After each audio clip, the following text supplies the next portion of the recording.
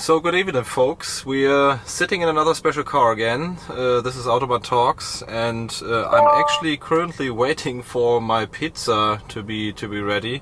I actually thought, okay, should I pick up the pizza or should I get the delivery? And since I'm sitting in an Audi R8 here and have the possibility to drive this car tonight, I think the result was pretty obvious.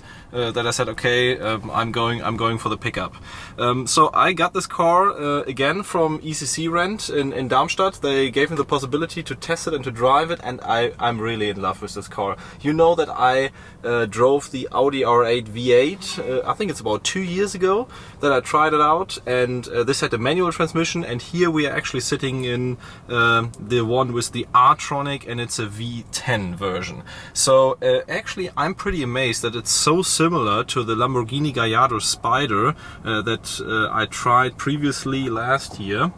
And this car is almost as loud as the Gallardo Spider, I would even say. I don't know if they've done some modifications to the exhaust, but all the negative voices about the V10 having a flat voice and the sound not being that good, I cannot really understand, I have to say.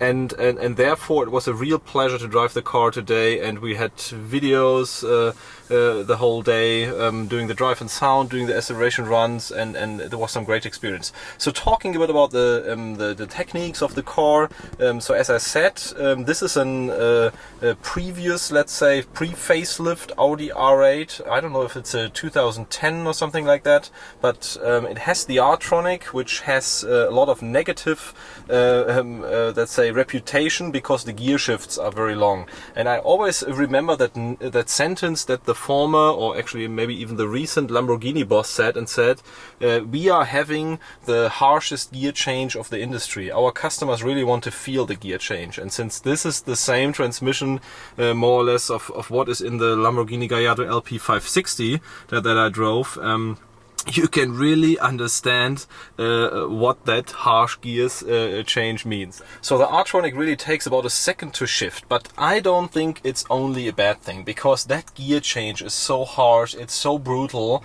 and it's really steps out from all the other gear changes that we are used to today. Of course the S-Tronic is better. I mean, it has better performance, it has more riding comfort, but this still is very special, at least if you drive the car for a few days now. I don't know if I would really choose the R-Tronic still, because the manual transmission in the R8 is a very good transmission. I experienced that. But on the other hand, I would also not say, okay, you can't buy it if it has the R-Tronic transmission. Maybe you get a bit cheaper this R8 if it has that transmission, but I would still say you can go for it. Comparing this to the Lamborghini Gallardo Spider, I really have to say that this engine, it's the 525 horsepower V10 version, really feels stronger than what I had in the Gallardo Spider. And I think that's the case because this is already the 5.2 liter V10, and in the Gallardo Spider it only had the 5 liter V10, so the previous generation 10 cylinders that Lamborghini and Audi actually developed together. You can really feel that from the torque that's already going from the lower revs, and also the power at the high RPMs is more, at least from what I think is more than what the Gallardo Spider had. And I also did this acceleration run on the Autobahn earlier, and I think I clocked it about 12 seconds to 200 due to my lame shifting and not really paying attention to the red line. I didn't manage to get more than 4 seconds, or actually less than 4 seconds to 100, but on the other hand, I think the 12 seconds to 200 are really respectful, also considering this not being a brand new car, not having the S-Tronic transmission. I think this is very good. So what else can I say? So they told me 15 minutes or 20 minutes to pick up my pizza. So this is the time that I now want to spend showing you around the car. Actually, this car has a red interior, has the Bang & Olufsen system, it's white from the outside, and you will actually see that it has the facelift bumpers on the outside. So it already has the matrix LED lights, I think, or the new LED lights from the facelift, and it also has the new tail lights and the round shaped, not the oval but the round shaped pipes for the V10.